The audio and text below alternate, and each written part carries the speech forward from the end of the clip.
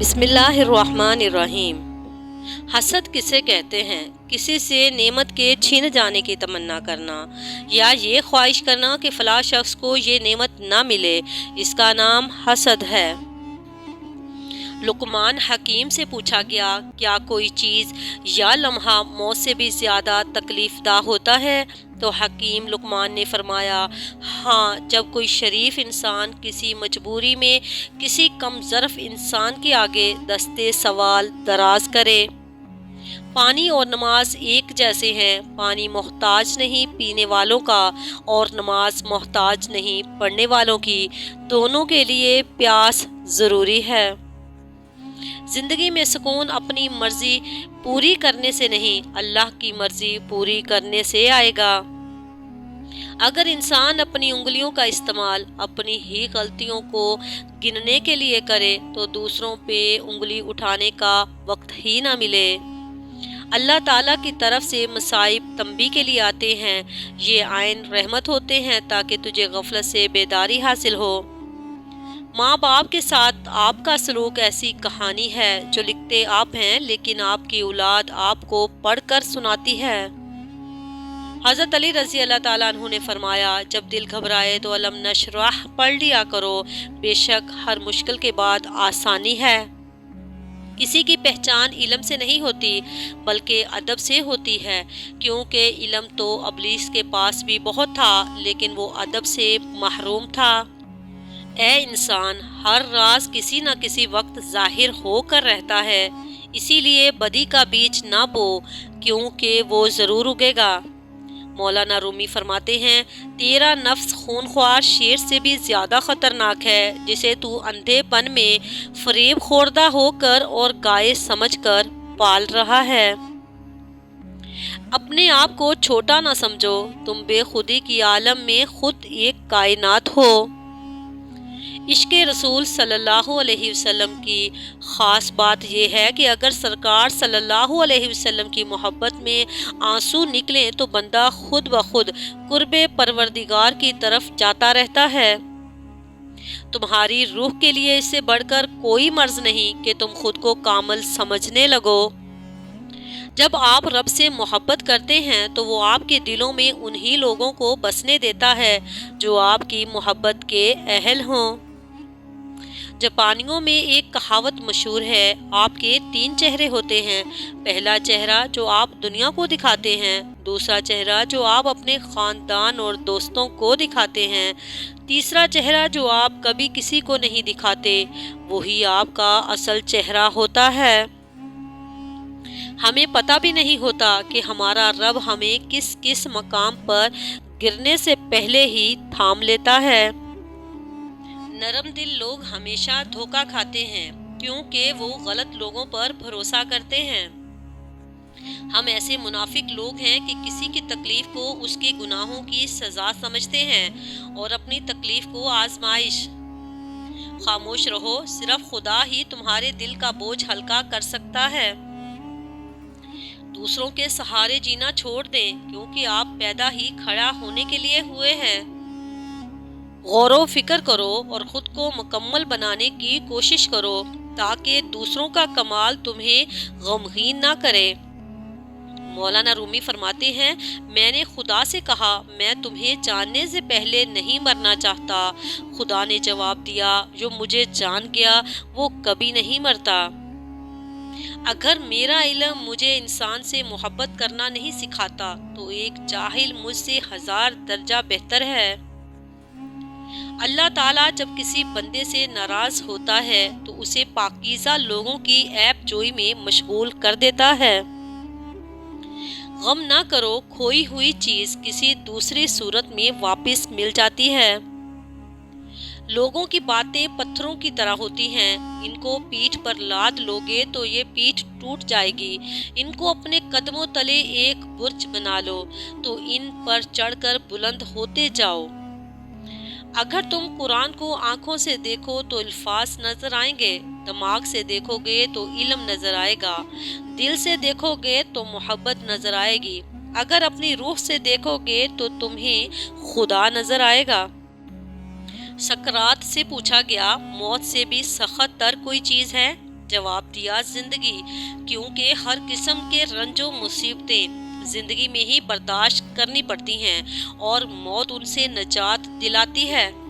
شیخ Saadi رحمۃ اللہ علیہ فرماتے ہیں، جب آپ مجھ میں کوئی عیب دیکھو تو مجھ سے کہو، کسی اور سے نہیں، کیونکہ اس عیب کو مجھے ہی بدلنا ہے، کسی اور کو نہیں۔ مجھ سے کہو گے تو نصیحت کہلائے گی اور اجر لکھا جائے گا، کسی اور سے کہو گے تو غیبت کہلائے گی اور گناہ لکھا جائے گا۔ جیسا سلوک تم مخلوق خدا سے کرے گا، ویسا ہی سلوک خدا تیرے ساتھ کرے گا۔ خالد بن ولید کا پیغام، موت لکھی نہ ہو تو موت خود زندگی کی حفاظت کرتی ہے، جب موت مقدر ہو تو زندگی دوڑتی ہوئی موت سے لپٹ جاتی ہے۔ زندگی سے زیادہ کوئی نہیں جی سکتا اور موت سے پہلے کوئی مر نہیں سکتا۔ دنیا کے بزدلوں کو میرا یہ پیغام پہنچا دو کہ اگر میدان جہاد میں موت لکھی ہوتی تو اس خالد بن ولید کو موت بستر پر نہ آتی۔ دنیا کی آخری حد تک بھاگ کر دیکھ لو، آخر پکڑ میں تو اللہ کے ہی آنا ہے۔ شیخ سعدی رحمۃ اللہ علیہ فرماتے ہیں، تعریف کرنا اور کروانا بھی ایک قسم کا شرک کی مانند ہے، کیونکہ سب تعریفوں کا مالک اللہ ہے اور سب تعریفیں اسی کے لیے ہیں۔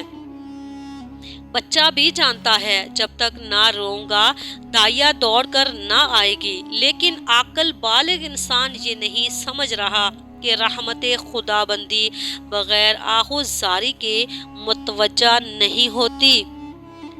بیوقوفوں کے نزدیک سونا جان سے بھی بہتر ہے، عقل مند روپے پیسے کو جان کی خیرات سمجھتے ہیں۔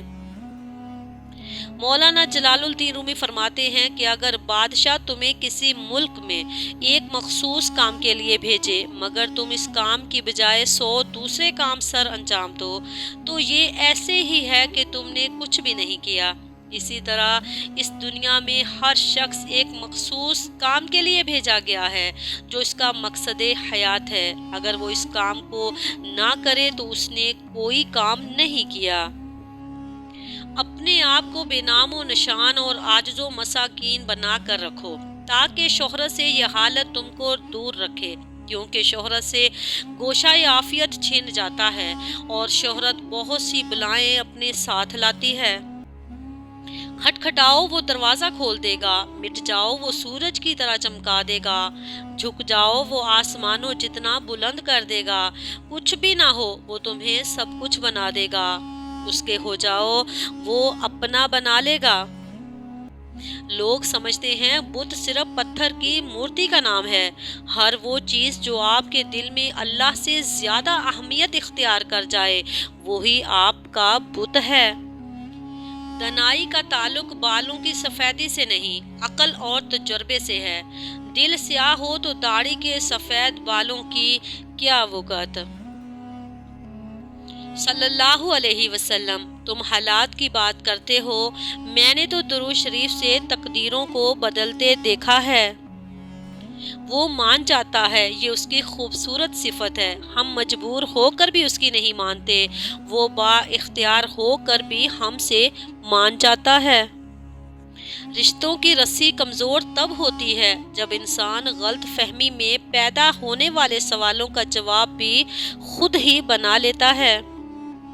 جب کسی کا خلوص دیکھو تو اس کی قدر کرو، جب کسی کی نفرت دیکھو تو اپنے خلوص سے مٹا دو۔ پیارے نبی کریم صلی اللہ علیہ وسلم نے ارشاد فرمایا، جب تم ایسے ہو جاؤ کہ تمہارے غم بھر جائیں تو ان غموں کو ختم کرنا چاہو تو مجھ پر درود پڑھو، یہ تمہارے غموں کو ختم کرنے کے ساتھ ساتھ تمہارے گناہوں کو بھی مٹا دے گا۔ ہر غم اور ہر تکلیف، ہر پریشانی کا علاج نبی کریم صلی اللہ علیہ وسلم نے فرمایا، جس نے استغفار کو اپنی اوپر ضروری قرار دیا تو اللہ تعالیٰ اسے ہر غم اور ہر تکلیف سے نجات دے گا اور ایسی جگہ سے رزق عطا فرمائے گا جہاں سے اسے وہم و گمان بھی نہ ہوگا۔ نبی کریم صلی اللہ علیہ وسلم نے فرمایا، عمر کو نیکی کے سوا کوئی چیز نہیں بڑھاتی اور تقدیر کو دعا کے سوا کوئی چیز نہیں بدلتی، اور آدمی گناہوں کے ارتکاب کے سبب رزق سے محروم کر دیا جاتا ہے۔ حضرت محمد صلی اللہ علیہ وسلم نے فرمایا دنیا کی زینت 3 چیزوں میں ہے، مال، اولاد اور عورتیں۔ آخرت کی زینت 3 چیزیں ہیں، علم، تقوی اور صدقہ۔ بدن کی زینت بھی 3 چیزوں میں ہے، کم سونا، کم کھانا اور کم بولنا۔ اور دل کی زینت کے لیے بھی 3 چیزیں ہیں، صبر، خاموشی اور شکر کرنا۔ حضرت علی رضی اللہ تعالیٰ عنہ نے فرمایا زندگی تھکا دینے والی چیز ہے، اور جب تم تھک جاؤ تو اپنے رب کو یاد کرو، کیونکہ سکون تو صرف اللہ کے ذکر میں ہے۔ اللہ کا ذکر کرتے رہا کرو، چاہے گھر میں ہو یا راستے میں، کیونکہ جس چیز کے سامنے اللہ کا ذکر کرو گے، چاہے وہ پتھر، پھول، درخت یا کچھ بھی ہو، قیامت کے دن گواہی دے گی کہ یا اللہ تیرا یہ بندہ تیرے ذکر میں مشغول رہتا تھا۔